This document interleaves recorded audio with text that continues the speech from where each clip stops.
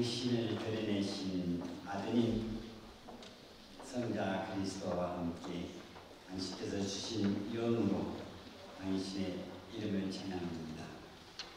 이 시간 또 당신의 영으로 하여 당신의 아드님의 이름을 부르며 구원에 이를 수 있도록 인도하소서. 우리 주 그리스도를 통하여 비나이다. 아멘. 성부와 성자와 성령의 이름으로 아멘. 반가워요. 네, 오랜만입니다. 네. 기억하세요? 네.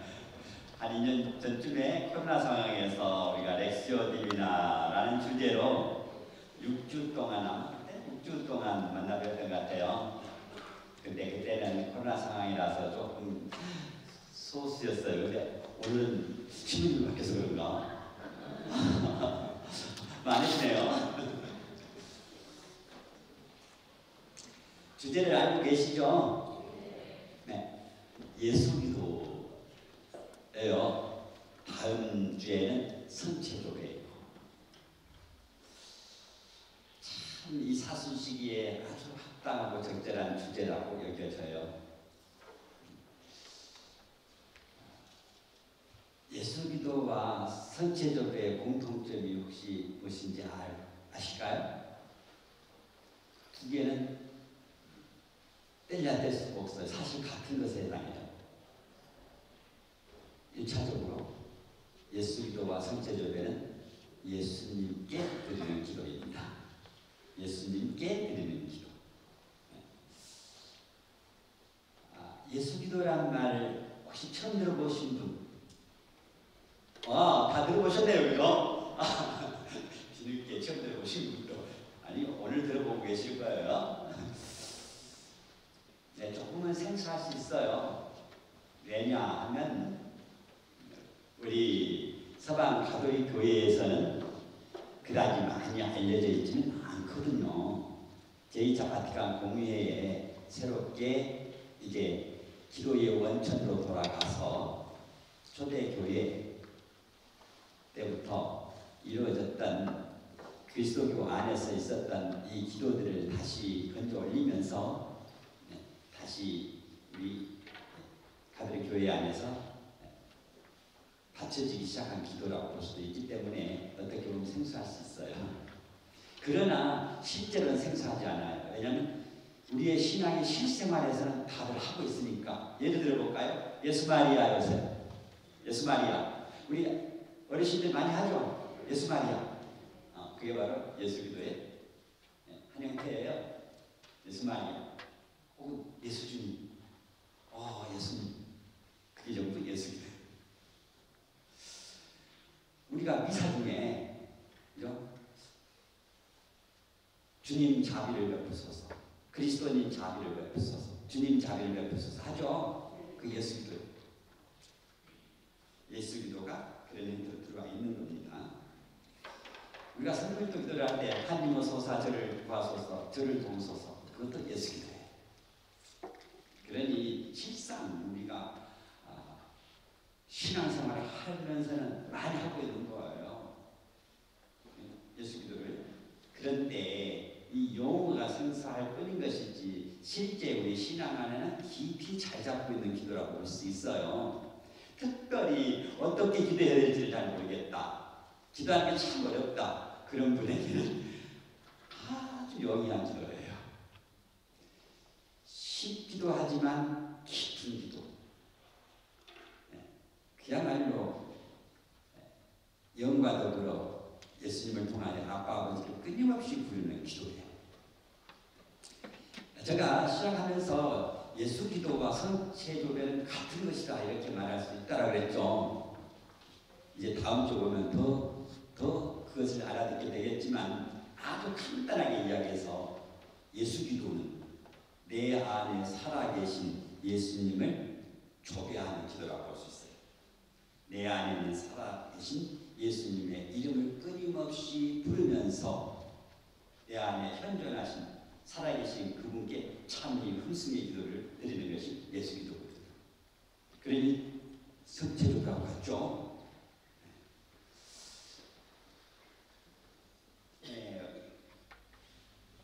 먼저 우리가 기도에 구체적으로 들어가기 전에 잠깐 하나의 질문을 던져봅니다. 우리가 기도하려고 애를 많이 쓰죠. 그리고 기도를 많이 하고 있죠. 그런데 대체 기도를 왜 하죠? 왜 기도를 하는 것이죠? 아니, 왜 기도를 해야만 되는 것일까요? 기도를 뭐 때문에 하죠? 기도하죠. 왜 해요? 기도를 왜 해요? 너무나 엉뚱한 질문 들리죠? 하지만 우리가 기도를 하면서 지금 내가 왜 기도하고 있지? 물어볼 때 있죠? 뭐 때문에 기도해요? 왜 기도해요? 누가 한번 이야기해 보실래요? 안 하셔도 돼요. 제가 대신 대답하겠습니다.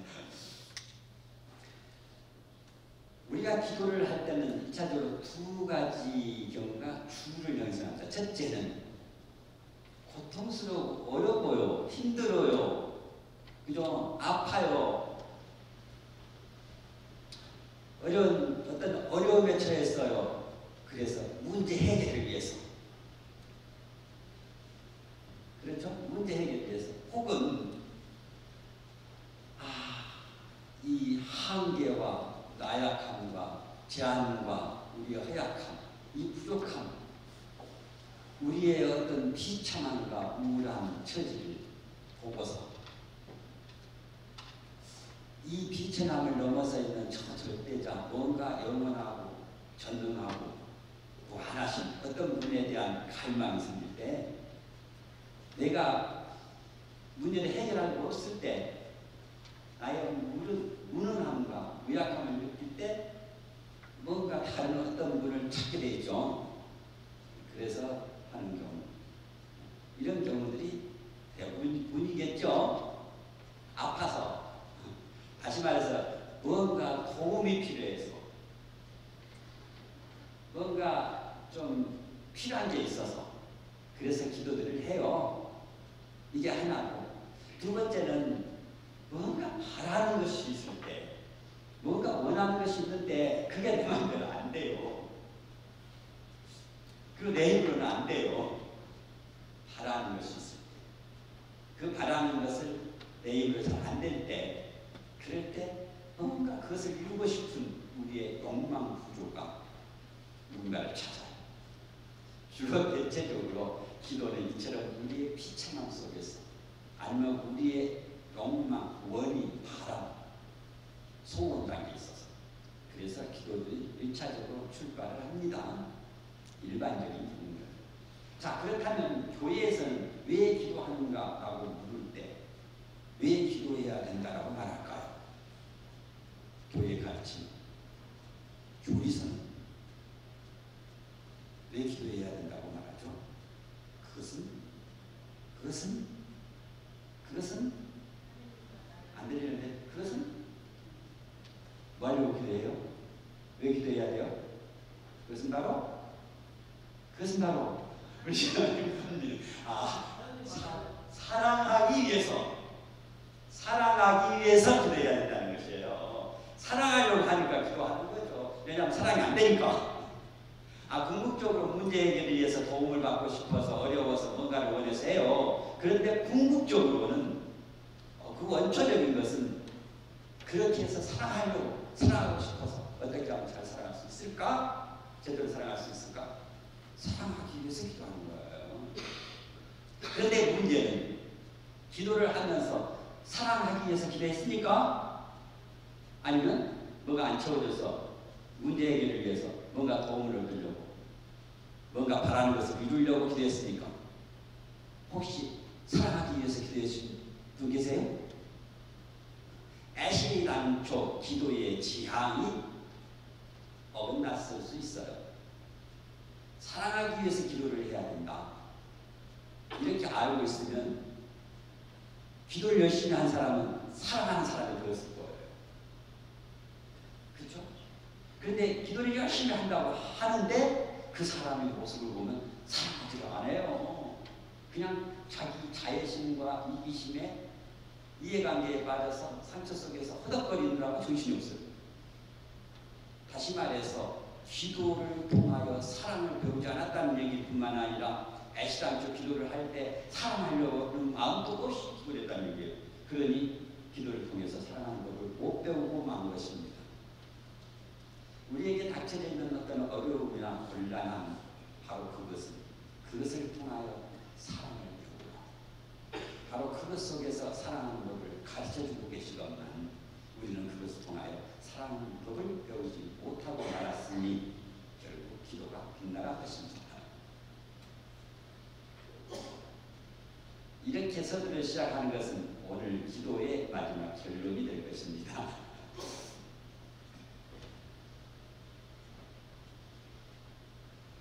그렇죠. 우리는 사랑하기 위해서 기도합니다.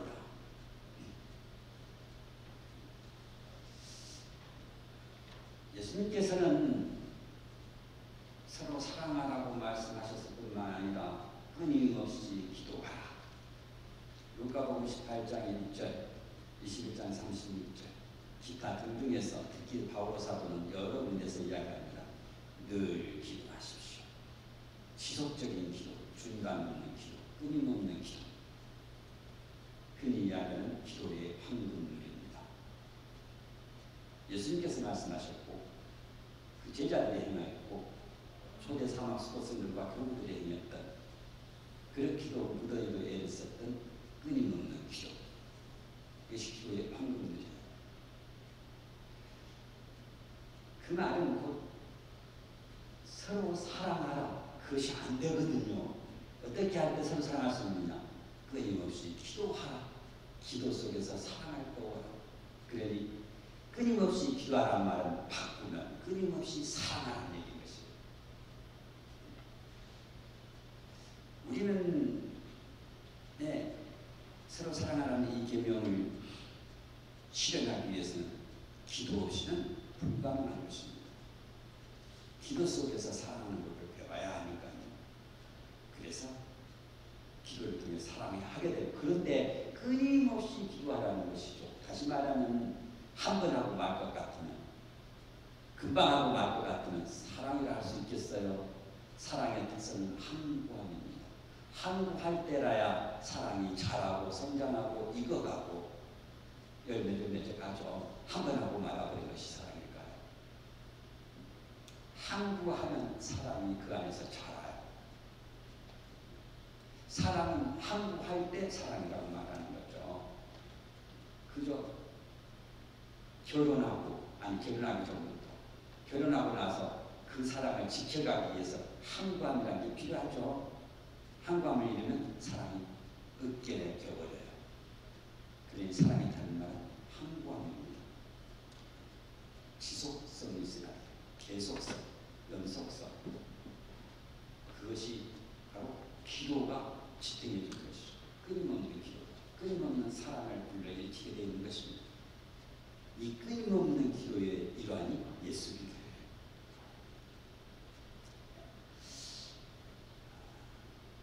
우리는 말씀의 전례, 성찬의 전례를 통해서 말씀을 듣고 보고 그 둘을 영함으로써 먹음으로써 결합되고 하나가 되어갑니다. 그렇게 해서 사랑을 배워가고 실행해 나갑니다. 바로 그리스도의 사랑을 믿고 그 사랑을 사망으로 가져가서 살게 되는 것이죠. 네, 이러한 보고 듣고 하는 것은 어디서 벌어지느냐? 어디서 벌어져요? 보여주는 분 앞에서, 들려주는 분 앞에서, 다시 말하면 현존에서 벌어지는 것입니다. 현존이 없이는 듣고 보고 하는 일이 애시당초 불가능한 일이죠. 그분께서는 내가 찾기도 전에 나를 찾으시며 나한테 다가와서 당신을 보여주고 그렇게 들려주고 계시는 것이 아주 구체적으로 드러나는 것이 바로 미사성전. 미사성전에서 당신은 그렇게 당신의 말씀으로 들려주시고 당신의 성체를 통해서 몸 드러내 보여주는 것입니다. 우리는 이 두 개의 현존, 다시 말하면 눈앞에 현존이 있죠. 눈앞의 현존, 보고 듣는 눈앞의 현존이 있어요. 그런데 그 결합은 눈앞에 있는 예수님하고 말씀하고 내가 어떻게 결합을 해요? 어떻게 결합해요? 우리의 마음 안에서, 내면 안에서 영원히 결합하는 거죠. 물론 성찬의 전례에서 그리스도 몸을 받아 영하면서 물질적으로 구체적인 형상으로 나와 일치를 이루면서 결합을 해요. 말씀을 어떻게 결합해요? 말씀은 듣고 받아들여 연결해서 새기고 관계를 맺으면서 응답을 하는. 어디서? 귀에서요? 마음에서. 그렇죠. 마음에서 결합이 이루어져요. 그러면 두 개의 현존이 이루어지는 것입니다. 눈앞의 현존과의 결합, 마음의 현존에서의 결합, 두 개의 현존. 성체조례가 눈앞의 현존과 그어진 것이라면 예수기도는 마음의 현존에서 그어집니다. 오늘 우리가 보고자 하는 예수기도는 바로 우리 마음 안에 들어와 우리를 비추고 계신 빛의 주의를 기울이는 기도입니다. 다시 말하면 마음 안에서 그분의 현존을 인격적으로 만나는 기도요. 우리의 생명의 중심 마음에서 하느님의 현존과 결합되는 기도라고 할 수 있어요. 바로 이러한 기도들은 우리 안에서 내가 드리는, 다시 말하면 내가 인위적으로 자기적으로 내가 꾸며내면서 내가 만들어 드리는 기도가 아니라 내 안에 애시당초부터 나보다 먼저 계신 그분으로부터 터져나고 솟아오르는 그분 안에서 발생하는 기도를, 다시 말해서 그런 기도를 자발적 기도 혹은 침무하는 기도, 깊은 데서 이루어지고 있는 기도의 존재 자체에서 작동되는 기도, 샘솟는 기도라고 이야기하죠. 그런데 이 기도가 그렇게 쉽게 이루어지느냐? 아니요. 거기에 이르는 기도의 여정이 있어요. 내 안에 계신 그분과의 만나기까지 걸어가야 하는 기도의 여정. 우리는 기도의 내적 여행. 바로 예수 기도는 우리 안에 계시는 예수님께 호소하는 기도인가 동시에 그분의 이름을 부르면서 그분의 실제와 우리의 존재의 시면에서 삼일체신 하나님을 만나는 기도인 것입니다. 이토록 우리의 마음 안에 현존하신 그분에게로 회귀하고 일치를 만나는 여정을 우리 서방 가톨릭 교회에서는 뭐라고 부르냐면 관상, 내적 침묵, 마음의 순결, 이런 말로 부르죠. 그런데 비해서 동방교회에서는 뭐라고 부르냐면 휴식, 평화, 고요라는 말을 나타내는 헤시키아, 이 헤시키아라고 불러요. 그리고 우리가 오늘 보고자 하는 예수기도는 바로 이 헤시키아를 추구하는 헤시카즘이 이 기도의 영성적인 신학적인 배경이에요. 그러니 우리가 지금 하고자 하는 기도가 어디로 가냐면 우리 마음에 살아계신 그분과의 일치 만나는 여정을 보게 되는 기도라고 보시면 돼요. 이 시간에는 이 예수기도에 대한 어떤 원리라든지 이론적인 부분보다는 좀 더 실제적이고 현실적인 실천적인 부분들, 손쉽게 삶 속에서 살 수 있는 부분을 좀 더 중심적으로 좀 나눠보고자 합니다.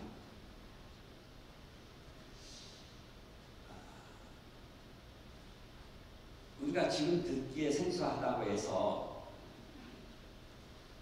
지금 만들어진 기도인가? 다시 말해서 이 기도의 원천, 기원, 언제부터 이 기도를 했던가? 교회에서는 이렇게 한번 물어볼 필요가 있겠죠. 이 기도가 언제 어디에서 발생했고 어디에서 진행되고 온 기도일까요? 라는 것이에요. 그 역사적인 과정은 거슬러 저 아래로 초대교회로 건너갑니다.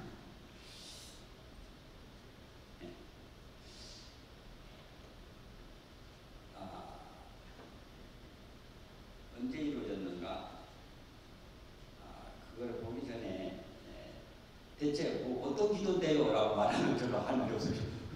그게 언제 생겼는데요? 말하는데 그게 대체 어떤 기도인데요? 그게 언제 생겼어요? 그러겠죠. 자, 어떤 기도냐? 예수 기도는 단순하게 한마디로 이야기해보는 거예요.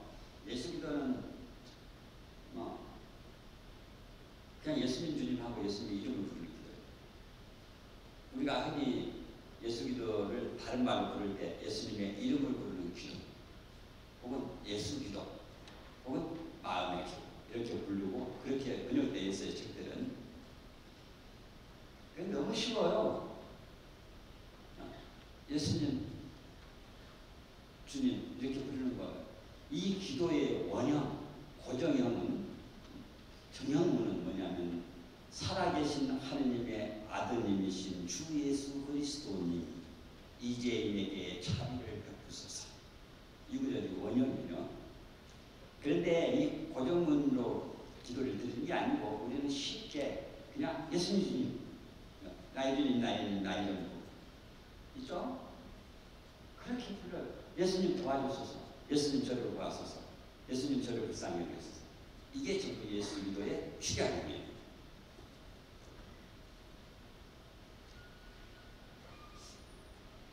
뭐 단순하게 예수님 이렇게 부르면 돼요. 이 한마디로 말한다면 그냥 예수님 이름을 부르는 것이고 예수님 이름이 들어가면 예수 기도예요. 그래서 이렇게 이야기할 수 있어요. 예수님의 이름을 부르면서 경배하면서 그분의 자비와 도심을 간구하는 짧은 기도를 거듭거듭 되풀이하면서 예수님은 참 감사를 드리는 기도이다. 이렇게 볼 수 있어요. 아주 작죠? 쉽죠? 못하겠어요? 하루에 몇 번 정도 할 것 같아요? 하루에 몇 번? 우리 신부님 하루에 예수님 몇 번 부르세요? 우리 백신부님은 저하고 이걸 했기 때문에 아마 많이 부를 것 같아요. 백신부님은 하루에 예수님 몇 번 정도 부르세요?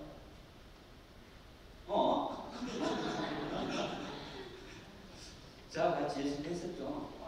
안 했어요? 했었죠. 처음에 몇 번 부르는 것부터 시작했죠? 10,000번 부르는 것부터 시작했어요. 10,000번. 예수님 이름 하루에 10,000번도 안 부르면 어떻게 신앙이 있겠어요? 여러분들 만복이 있죠. 만복이 차고 걸으면 1시간 반이면 만보가 나와요. 1시간 반, 2시간 걸으면 만보가 나와요. 예수님 이름 1시간 반만 부르면 만보, 그보다 훨씬 더 많이 부르죠. 근데 하루 몇 번 부르세요? 꼴짝 1,000번? 아이고야. 많이 배웠습니다. 하루에 기본은 10,000번부터 시작을 해요. 하루에 10,000번 부르는 건 아주 쉬워요. 제가 밥 먹으면서 해보니까 밥 먹을 동안 이게 보통 700~800번 하루에 3번 밥을 먹는데 밥 먹는 동안에 예수님 주님 씹으면서 이게 동작하고 같이 할 수가 없으니까 머리로는 예수님 주님하고 입으로는 씹고 예수님 주님을 양식으로 씹고 700번 한다니까요. 700번만 하겠어요? 그래요. 전체 안 돼요. 걸음을 하루에 몇 번 정도 걷겠어요. 걸을 때마다 예수님 주님, 예수 주님, 예수 주님, 나의 주님 하면서 걸어봐요. 숨을 하루에 몇 번씩 쉬세요 혹시? 숨 몇 번씩 쉬어요? 계산 안 해봐서 모르는데 아마 뭐가 찾아보면 나오겠죠. 숨 한 번 쉬는데 예수님 여러 번 할 수 있어요. 아니 그냥 한 번씩만 한다 칩시다. 들숨에 예수, 날숨에 주님, 예수 주님, 예수 주님, 예수 주님 숨을 쉬어요. 앉았다 그러면 숨에 맞춰서, 걸었다 그러면 걸음걸이에 맞춰서, 일을 하면 동작에 맞춰서, 밥을 먹으면 씹으면서 10,000번만 가도 되겠어요. 그죠? 그러면 10,000번 가면 안 되죠. 그렇게 쉬워요, 사실. 문제는 안 하는 거예요. 그게 어려워서 안 하는 거예요. 안 하니까 못하는 거지. 어려워서가 아니고 안 하니까 못하는 거예요. 그렇죠? 이 손바닥이 여반장이에요. 이걸 얼마나 쉬워요. 뒤집어, 엎어. 이처럼 쉬운 게 어디 있어요. 근데 엎으려니 내가 왜 꼭 엎어야 돼? 뒤에 때가 있는데 앞에는 뭐가 뭐 써놨는데 왜 엎어야 돼? 엎어서 뭐 하려고? 그러면서 안 엎어. 이 쉬운 것을 안 해. 엎으면 되죠. 엎어. 뒤집어 엎으면 돼. 그런데 거기다가 별별 부실을 들여서 안 한단 말이에요. 그렇잖아요. 예수님 이름 부르고 얼마나 간단하고 쉬워요. 근데 왜 안 하세요? 지금 오늘부터는 이걸 하는 거예요. 10,000번 이상씩. 하루에 10,000번 이상씩 시작해서 더 늘려가면 돼요. 10,000번 가지고는 안 되고 더 늘려가야 되는데 10,000번으로 시작하십시오. 네, 먼저 이 기도가 어디로부터 왔는가부터 봐야 되겠죠. 이 기도는 첫째, 전반부, 앞부분은 살아계신 하느님의 아버님이신 주 예수 그리스도님, 이 구절은 예수님의 이름 4개예요. 복음서와 사도행전에 나와 있는 예수님의 이름, 하느님의 아버님, 주님 예수님 그리스도님, 이 4개의 이름이에요. 직접적으로 예수님의 이름을 부르면서 예수님을 찬미, 찬양, 풍성하는 상승의 기도, 영적 고향의 기도예요. 예수님의 이름을 부르면서 우리 영혼과 함께 고향되고 그분을 우러러 찬미하고 찬양하게 되죠. 예수님의 이름을 부르는데 내 안에 아이고 누굴 미워해 주실 것 같아요? 혹시 예수님 근데 예수님 부르면서 내가 누구를 막 원수 삼고 싶고 믿고 싶은 마음이 생길 것 같아요? 한번 해보세요. 예수님 해보세요. 그럼 내 속에서 누가 싫어요, 미워요 그 말이 안 나와요. 예수님 부르는 동안 안 나온다니까. 그러니까 예수님 이름을 부르면 저절로 내 안에서 이 미움이 원망이 사그러져요. 그분에게 찬양 올리면서 내 영혼이 고향으로 올라가거든요. 그래서 이 전반부 앞부분은 찬미 흥승기도라고 이야기합니다. 찬미 찬양의 기도. 그러면서 예수님의 이름을 부르면서 예수님의 현존 안으로 들어가고 예수님과 일치를 이루어나가는 기도예요. 예수님과 친교를 이루어나고 예수님의 영광 안에 함께 들게 되는 그런 기도. 그러니 하루 종일 예수님 이름만 불러봐요. 그러면 자신도 모르게 자기가 정하려고 예수님 화가 돼요. 이것이 예수 기도의 신학적 특성인 친화라는 특성이에요. 왜냐하면 우리는 누군가를 부르면서 그분을 향하여 그분께로 건너가고 그분을 닮아가거든요. 돈을 좋아하면 맨날 돈 생각만 해요. 이거 내한테서 돈 냄새가 나는 거예요. 근데 내가 맨날 예수님 이름을 불러봐요. 내 안에서 예수님 향기가 나게 돼 있어요. 그런 이야기예요. 부르면서 닮아가게 돼 있으니까. 자, 사실은 하나님께서는 당신 이름을 선포하시고 탈출기 위해서 그죠? 당신 이름을 선포하시고 그 이름 안에 은총과 자비를 주시어서 그 이름을 부르는 사람은 누구나 빛을 받아서 구원되게 하셨습니다. 직접적으로 우리가 들은 요엘 예언자의 말씀 중에 한 구절이 이렇죠. 주님의 이름을 받들어 부르는 이는 모두 구원을 받으리라. 요엘 3장 5절의 말씀입니다. 자, 따라해 볼까요?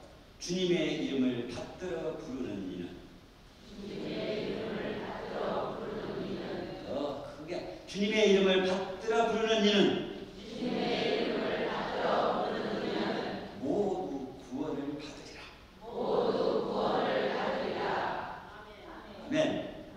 예수님 이름을 부르기만 하면 안 돼요.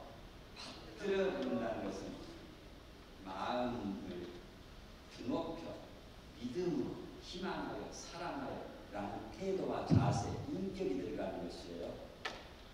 사랑으로 부르는 그냥 예수님 이름만 부르면 주술이에요. 주술. 그죠? 마인드 컨트롤가 자기 체면하고 있는 거. 그게 아니고 믿음이 들어가 있는 부름이에요. 그래서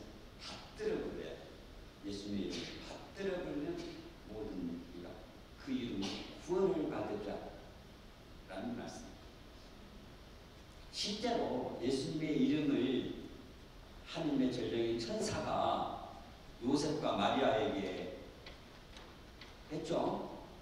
그 이름을 예수라 해라. 무슨 뜻이에요? 야훼는 구원자시다. 구원하신다. 그 뜻이잖아요. 그렇죠? 예수님 이름 그 뜻이에요. 구원하시는 이름입니다. 그래서 예수님의 이름을 부르면 어떤 효과가 되냐? 기도를 효과로 하면 안 되겠지만 예수님께서 실제로 내 이름을 부르면 효과가 있다고 말씀하셨거든요. 어떻게 해요? 네. 너희가 내 이름으로 청하는 것은 무엇이든지 내가 다 이루어주겠다. 그리하여 아버지께서 아들을 통하여 영광스럽게 지내시도록 하겠다. 너희가 내 이름으로 청하면 다 이루어주겠다. 그렇게 말씀하셨거든요. 주님의 기도에서도, 주님의 기도에서 처음 제자들에게 아버지의 이름이 거룩히 빛나시게 하시는, 이렇게 기도하고 가르치셨고, 대사제의 기도에 요한복음 17장 거기서는 예수님께서 이렇게 직접 기도를 하세요. 아버지께서 세상에서 뽑으시어 저에게 주신 이 사람들에게 저는 아버지의 이름을 드러냈습니다. 저는 그들에게 아버지의 이름을 알려주었고 앞으로도 알려주겠습니다. 아버지의 이름. 그리고 사도 바울은 그리스도 창가, 필립서 2장 6절에서 실제 나오는 그리스도 창가에서 모든 이름 위에 뛰어난 이름을 주셨음을 이렇게 말합니다. 하나님께서도 그분을 드높여 올리시고 모든 이름 위에 뛰어난 이름을 그분께 주셨습니다. 그리하여 예수님의 이름 앞에, 예수님의 이름 앞에 하늘과 땅과 땅 아래에 있는 자들이 다 무릎을 꿇고 예수 그리스도는 주님이시라고 모두 고백하며 하나님 아버지께 영광을 드리게 하셨습니다.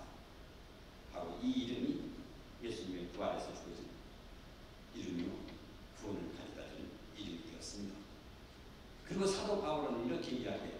우리가 이미 들었던 요엘 여인자의 말을 로마서 10장 34절에서 똑같이 말합니다. 주님의 이름을 받들어 부르는 이는 모두 구원을 받으리라. 로마서에서 이야기해요. 바울만 이야기한 게 아니에요. 베드로는 사도행전에서, 우리가 잘 알죠. 베드로는 사도행전에서 예루살렘에서 오순절 설교 때 이 말 똑같이 해요. 주님의 이름을 받들어 부르는 이는 모두 구원을 받으리라. 벌써 지금 3번 반복됐죠. 그리고 베드로는 또 이렇게 이야기해요. 예루살렘에서 유다 지도자들과 원로들과 율법학자들 앞에서 이렇게 말합니다. 사람들에게 주어진 이름 가운데서 우리가 구원받는 데 필요한 이름은 하늘 아래 이 이름밖에 없습니다. 베드로가 이렇게 얘기해요. 이처럼 예수님의 이름은 하나님의 힘을 얘기하고 있습니다. 다름 아닌 구원을 이루는 힘, 구원의 능력을 지니고 있다는 말씀입니다.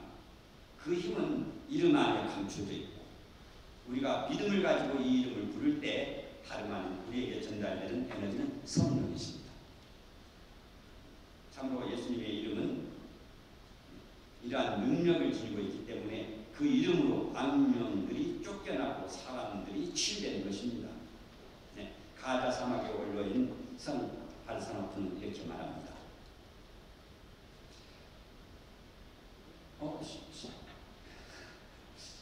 네. 하느님의 이름을 기억할 때 모든 악은 철저히 분쇄된다. 하느님의 이름을 기억할 때 하느님이 적을 쳐부수는 권능을 지니고 있기 때문이요. 자, 성 요한 클리마쿠스도 이야기 7세기 의전 시나이에 계시던 분이세요. 예수님의 이름으로 그대의 적들을 쳐부수라. 하늘과 땅에서 그보다 강력한 무기는 없기 때문이다. 한 번 숨 쉴 때마다 예수님을 기억하라. 그러면 영적 가치를 터득하게 될 것이다.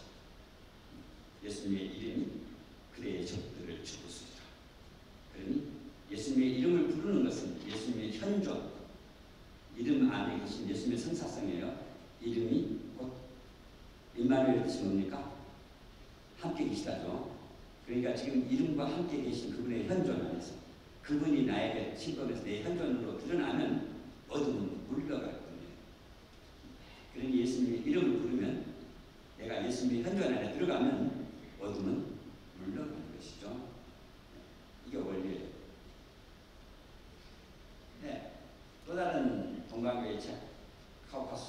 같은 예서라는 책에는 예수님의 이름의 신비를 이렇게 서술합니다. 우리의 영혼은 당신의 신적 이름 안에 현존하시는 우리 주 예수님을 통해 넘치도록 쏟아지는 하느님의 빛 아래서 빛난다. 예수 기도는 우리를 주님과의 긴밀한 일체로 이끌어준다. 그 이름 안에 영원한 생명이 있다. 그분 안에 영원하신 하느님 당신께서 머물러 계시기 때문이다. 그분과 함께 영원한 생명이 있기 때문이다. 라는 얘기입니다. 그렇습니다. 예수님의 이름은 바로 현존하시는 하느님이요 우리와 함께 계신 하느님도 임마누엘이십니다. 따라서 예수님의 이름을 부르는 것은 곧 자기를 예수님의 현존 안에 밀어넣는 것이고 또한 자기를 열어 예수님의 활력이 스며들도록 해드리는 것에 해당합니다. 다시 말해서 예수님께서 나의 주인이 되시도록 예수님께 승복하는 것이요 예수님께 나를 허용해 드리는 것이요 수락하는 것이요 내맡기고 의탁하는 것입니다. 진정 나의 주님께 주님 되시도록 해드리는 일에 해당하는 것이죠. 그러니 우리가 그분의 이름을 부르는 것은 곧 하느님의 이름으로 기도를 시작한다는 것은 바로 그분의 임재를 부르는 것에 해당합니다. 저런 기도는 주님의 이름을 부르면서 주님의 면전에서 시작하게 되는 것입니다. 하느님과의 면전에서 벌어지는 이 일이 바로 기도인 것이죠. 이 현존이라는 것이 바로 기도의 장소입니다. 이 부분에 대해서 나중에 선체적으로 다음 주에 할 때 보도록 하겠습니다. 네, 이 기도의 후반부는 뭐였습니까? 이제 내게 자비를 베푸소서라는 거죠. 앞부분이 삼일체론이고 실론이고 그리스도론이라는 성령론이라는 밑에 부분은 이 죄인에게 하면서 인간론이에요. 그리고 이 죄인에게 자비를 베푸소서 하면서 구속 은총론이에요. 그리고 자비를 베푸소서 라고 하는 청원기도에게 청원과 탄원기도 참회기도에 해당해죠. 죄인에게 그러니까 참회기도 베푸소서 자비를 베푸소서 하니까 청원기도 간청기의 기도 참회와 청원기도가 이 후반부예요. 네, 우리가 전반부가 복음서에 사도행전에 나오는 예수님의 이름 3개, 4개를 통해서 드리는 흥순지례라면 후반부는 자신에게로 건너와서 이제 그분 현존 앞에서 나 자신 저를 불쌍히 여기소서라는 자비에 대한 간청. 이건 어디로부터 온 것이냐? 물론 직접적으로는 신약성경이에요. 하지만 구약에서부터 구약의 이스라엘 사람들이 불붙는 가마 속에서 에집트의 종살이에서 사막의 방황 속에서 하느님을 향해 끊임없이 부르짖던 기도입니다. 하느님, 저를 불쌍히 여기소서. 저희 불쌍히 여기소서. 신약성경에서 거지 장인 바르티메오가 다윗의 자손이신 예수님 저에게 자비를 베풀어 주십시오. 기억나죠? 어떤 가나안 부인의 간청 역시 다윗의 자손이신 주님 저에게 자비를 베풀어 주십시오. 기억나죠? 10명의 나병 환자가 예수님 보고 다윗의 자손이시여 저에게 자비를 베풀어 주십시오. 하죠? 세리 마태오가 말합니다. 오 하느님 이제 내게 자비를 이제 내게 불쌍히 여겨주십시오 하고 말하죠. 이 기도를 이게 이 기도의 후반부. 그러니 이 전반부가 전부 다 뭐다? 성경이다. 이 기도는 어디서 왔다? 성경에서 왔다. 성경 안에 살아 숨쉬는 말씀의 영께서 성령께서 우리에게 이 기도를 가르쳐 주신 거예요. 바로 기도는 초대 공동체에서 그들의 밑바탕이었고 중심이었습니다. 사도 바울은 그래서 언제나 끊임없이 밤낮으로 늘 항상 기도할 것을 강조했습니다. 그리고 특별히 성자 예수 그리스도의 영 안에서 기도하기를 가르쳐라고 가르쳤습니다. 그리하여 이제 우리는 기도를 성령의 도움을 받아 아들을 통하여 아빠, 아버지께 바쳐지는 하느님과 자녀들 사이에 친교를 이루는 것이 바로 기도가 됐습니다. 다시 말하면 기도는 성령으로 인하여 그리스도를 통하여 아버지와의 친교를 나는 삼일체 안에서 이루어지는 일입니다. 다시 말하면 우리가 신화되는 것, 이 기도를 하는 순간에 우리가 하느님의 반열에 들게 되는 거죠. 예수님은 어디서 출발했는가? 아까 하려다 말았던 거. 어디서 출발했을 것 같아요? 예수님은 끊임없이 활동을 하시면서도 끊임없이 기도를 하셨죠. 그런데 예수님과 제자들, 증거자들 시대는 조금 접어두고 구체적으로 실현됐던 것은 이 끊임없는 기도를 구체적으로 실현했던 것은 어디냐면 사막 수도승들 3세기 말 4세기 초에 시작하는 이집트, 시리, 카파도치아 등등에서 시작되었던 수도승 생활이에요. 초기의 사막 수도승들은 이 예수님의 끊임없이 기도라는 말씀 그대로 문자적으로 실행하려고 애썼어요. 그래서 1차적으로 했던 방식들이 여러 가지가 있는데 시간이 없으니까 구체적으로 보지는 못하지만 적어도 시편 119편, 164편에는 하루에 7번 하나님을 찬양하나이다 그게 나오죠. 그래서 하루에 7번씩 기도를 한 것입니다. 아침, 독서, 1시경 기도, 3시경, 6시경, 9시경, 아침 기도, 저녁 기도, 기도. 그래서 7번, 지금도 수도승 생활을 하는 데서는 하루에 7번 기도를 합니다. 물론 거기에 밤에 일어나 감사하고 찬양하나이다 라는 162편의 말씀을 덧붙여서 야과봉이라는 밤에 드리는 기도도 있어요. 이렇게 해서 이 기도들을 수행했어요. 지속적인 기도를 수행했습니다. 이사야 아빠스는 사막에서 이렇게 말합니다. 지속적이며 중단 없는 기도는 수도승의 목표이고 마음의 완성이다. 그렇게 말하면서 하느님 저를 구하소서, 주님 어소서 저를 보소서, 그렇게 끊임없이 일생 동안 외우는 것을 습관화했습니다. 이것이 지금 성물교기도 초대소득이에요. 전 도입성이죠. 마카리오 아빠스는 이렇게 이야기합니다. 말을 유창하게 하려고 골몰하지 말라. 다만 두 손을 벌리고 주여 당신이 원하시는 대로 당신이 알고 계시는 대로 저를 불쌍히 여기소서만 해요. 만일 유혹과 싸울 때는 주여 도와주소서라고 해요. 암몬 아빠스는 이야기합니다. 오 하나님 죄인 제게 자비를 베풀어 주소서. 이 세 개의 기도를 끊임없이 했습니다.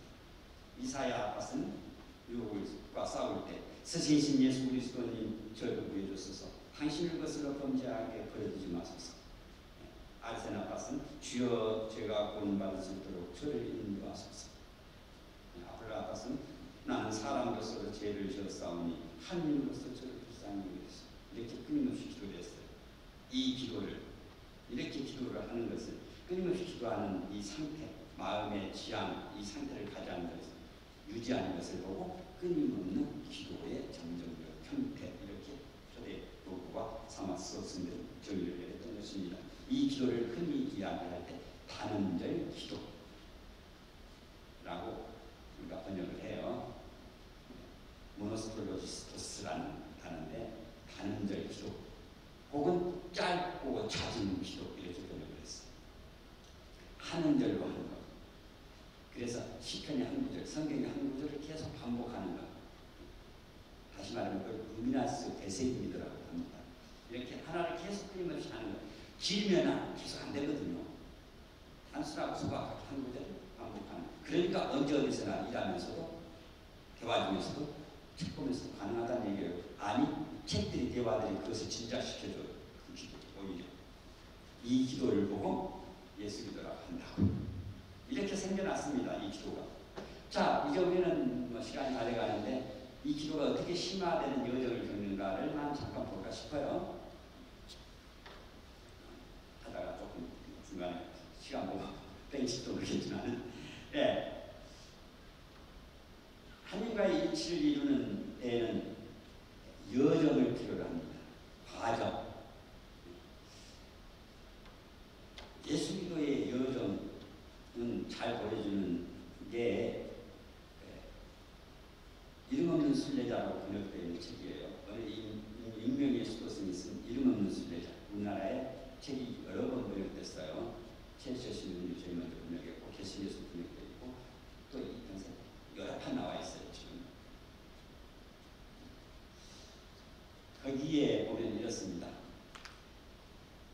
순례자가 끊임없이 기도하십시오라는 성경 구절을 내 마음이 사로잡혔어요. 근데 대체 모르겠어요. 기도하라는 말도 잘 안 되는데 끊임없이 기도하라는 게 무슨 말인지 모르겠어요. 그래서 스승을 찾아 나갑니다. 대체 영구적 기도는 어떤 것일까? 어떻게 해야 하는 것일까? 어떻게 하는 것이 참된 기도일까? 어떻게 그런 기도를 해야 할 수 있을까? 답답하죠? 답답해요. 그런데 답은 뻔해요. 좀더 뻔해가지고 사람들이 잘 몰라요. 하면 되거든요.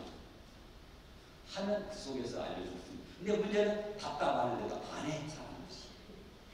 답답해요. 그러니까 기도가 안 된다고 답답해하고, 그 다음에 기도해야 될 필요성이나 정당성이나 기도하고 싶은 마음은 벅차올라요. 근데 기도를 안 해? 그러면 땡이에요. 요한 크리스마쿠스는 그렇게 이야기합니다. 기도의 은총은 기도하는 자에게 주어진다. 기도하는 자에게. 기도는 안 하면서 기도하고 싶으만 해요. 기도의 필요성만 알아요. 답답해하기만 해요. 아니면 실행 안에서 이루어집니다. 자, 이 순례자는 한 은수자 수도승을 만났어요. 그가 이렇게 가르쳐줍니다. 사도 바울께서 말씀하신 끊임없이 기도하십시오라는 말은 마음속으로 하는 영구적인 기도를 뜻한다. 마음으로 하는 영구적인 기도란 하나님께 자신을 드리기 위한 인간의 끊임없는 정신적인 노력이다. 이 은혜로운 노력이 성공하려면 그 기도하는 법을 가르쳐 주신 주님께 먼저 잡고 기도를 청하라. 내가 하고 싶다고 되는 게 아니고 내가 하기 싫다고 안 되는 것도 아니잖아요. 기도를 내가 하기 싫은데도 나도 모르게 터져 나와버리잖아요. 근데 아무리 하고 싶어도 안 되잖아요. 그러니 기도의 주인이 내가 아니라고. 내 안에 기도의 주인이 다시 계세요. 그분이 이끌어 주시도록 기도를 할 수 있도록 좀 청해라. 이게 먼저예요. 기도의 주인이실 때 먼저 기도를 청하는 것입니다. 그리고 해야 될 것은 더 많이 더 열심히 기도하라. 이것이 원칙이에요. 이게 제1권이에요. 하라. 그냥 하라예요. 순명하라. 실행하라는 얘기. 그러면 어떻게 해서 늘 기도할 수 있는지 알게 될 것이고, 그러기 위해서는 비록 시일이 오래 걸린다 하더라도 늘 껴서 기도를 계속해야 한다. 이 길밖에 없어요. 기도의 방법은 기도를 하는 것. 다시 말해서 기도하는 법을 배우는 방식은 책에서 배우는 게 아니고 누구 강의 들어서 배우는 게 아니고 기도를 하면 기도 속에서 배워요. 예를 들면 수영하는 법을 배우는 것은 수영을 하면서 배우는 것이지, 수영을 안 하면서 수영 배워야지, 수영은 누가 개발했고 무슨 경기가 있고 어떻게 하는 것이 아무리 알아도 물속에 들어가지 않으면 수영 못 배워요. 그렇잖아요. 자전거 타는 법을 배우는 것은 너무나 단순해요. 자전거를 타면서 배워야 돼요. 자전거를 타지도 않으면서 자전거의 원리가 어떻고 누가 발견했고 아무래도 그 사람 자기가 탈 줄 알아야 몰라요. 자전거를 타면서 자전거를 배우듯이 기도를 배우는 법은 유일해요. 기도하면서 배운다. 왜냐하면 기도하면 기도 속에 기도의 주인이신 성령이 인도하셔서 가르쳐 주신다. 이야기예요. 그런 기도를 배우는 방법은 지금 이렇게 이야기해요. 기도하라. 그러면 기도 속에서 배우게 될 것이다. 이야기.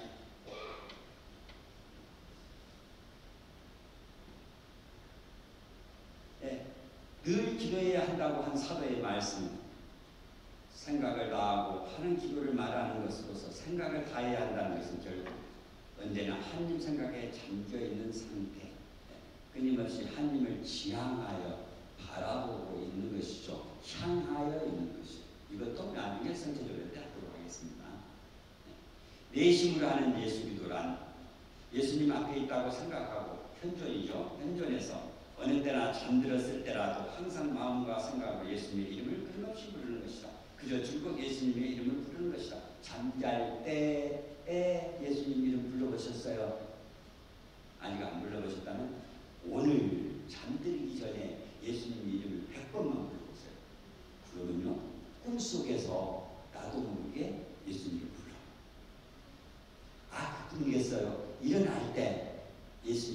깨워요. 그래서 일어나게 돼요.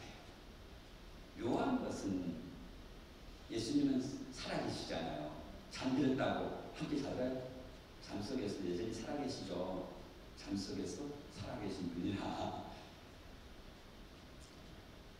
꿈속에서도 잠속에서 아가서 5장 3절입니다. 아마 그럴 것 같은데요. 육신은 잠들었으나 정신은 깨어있었나이다. 그건 뒤에 나와요. 육신은 잠들어도 우리의 마음, 정신은 살아있어요. 그래서 그 속에 예수님이 현존하신다. 예수기도를 수행하는 과정 속에서 어떻게 수행이 되고 있는가를 보는 첫 단추가 이거예요. 꿈에 예수기도 했느냐? 이렇게 물어보는 낮에 계속 하다 보면 꿈에도 그 연장선상에서 기도가 되거든요. 그래서 나는 하지 않아도 내 안에서 그분이 기도를 하고 있음을 알아채게 됩니다. 다시 말해서 내가 하는 기도가 아니라 내 안에서 작동하는 기도로 변해가고 있는 과정이에요.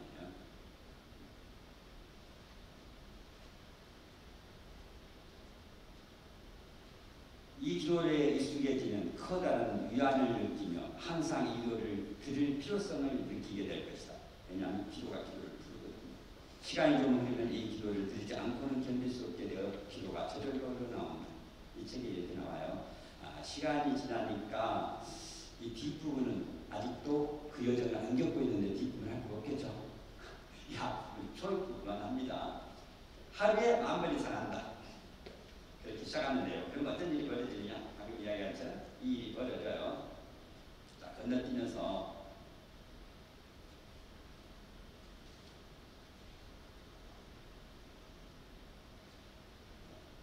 마지막 부분을 보도록 하겠습니다.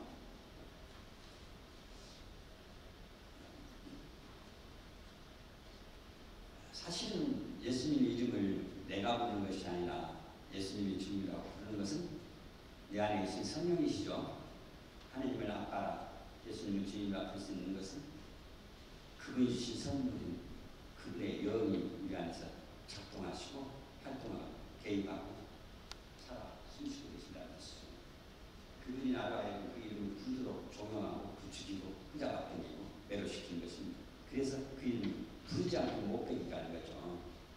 예레미야가 이야기한 것처럼 내 심장이 아니 내 뼛속에 심어진 말씀 심장에서 불타올라 내려지 않고 못 베기는 것처럼 우리 안에 성령의 그 활동은 이름을 부르지 않고 못 베기가 만들어요. 그렇게 부르게 돼 있어요. 왜냐하면 이름을 불러드리거든요. 그 안에 성령께서 활력을 가지고 활동하시기 때문입니다. 예, 이처럼 인간의 마음에 성령이 거처를 정하면 그 사람은 더 이상 하나님께 대한 사랑과 이웃에 대한 사랑을 기도와 행전의 사랑으로 구분하지 않게 됩니다. 다시 말해서 기도와 사랑은 분리되지 않습니다. 다시 말해서 기도와 삶은 분리되지 않는다는 얘기입니다. 이제 기도는 마음 안에서 완전한 사랑을 불러일으키게 되는 것입니다. 그것은 우리가 받은 성령을 통하여 하나님의 사랑이 우리 마음에 부어졌기 때문입니다. 로마서 5장 5절의 말씀이죠. 이토록 기도는 사랑에 가닿게 되는 것입니다. 근데 누군가 기도를 했는데 사랑에 가닿지 않았다. 그 기도가 성령으로 말미암은 하나님과의 만남이었던 것이 아니라 자기 자신과의 만남이 있을 가능성이 많은 것입니다. 그래서 오히려 자기 자신의 아성을 쌓아보고 말 수가 있습니다. 그래서 기도는 전부 위태롭습니다. 기도를 잘못하면 오히려 하나님 것을 더 많이 발생하기 때문이죠. 마침내 기도는 그리하여 사랑을 실현합니다. 동시에 기도 자체가 이미 사랑인 것입니다. 사랑하기 때문에 기도하거든요. 다시 말해서 사랑의 기도인 것입니다. 그리하여 기도는 왜 하는가에 대한 결실이 마침내 사랑으로 열리게 되는 것이죠. 그리고 하느님에 대한 관상과 형제들을 바라보는 시선이 일치되게 되면 우리의 삶과 기도가 일치되고 서로 분리되지 않게 됩니다. 기도가 곧 삶이 되고 삶이 곧 사랑이 되고 사랑이 곧 삶이 되는 것입니다. 그는 인류를 짊어진 사랑의 진분이 되게 됩니다. 네, 이를 시리아의 이삭은 이렇게 말합니다. 그 대상이 인간이나 새나 짐승이나 악마나 모든 피조물의 완전한 창조를 위해 사랑으로 불타는 마음으로 바뀌게 된다. 이 기도의 결실이에요. 사랑이 충만한 사람은 진리의 원수들과 악을 행하는 자들에 대해서조차도 완전한 창조물이 되도록 끊임없이 기도하기에 되는 것입니다. 그는 하느님처럼 되되기조차도 마음에서 우러나는 무한한 연민을 느끼기마저 한다. 이렇게 하느님 마음으로 변해가는 거죠. 그래서 하느님의 눈으로 세상을 바라보고 자신을 바라보고 현재를, 역사를, 사건을, 사람들을 보게 되는 것이죠.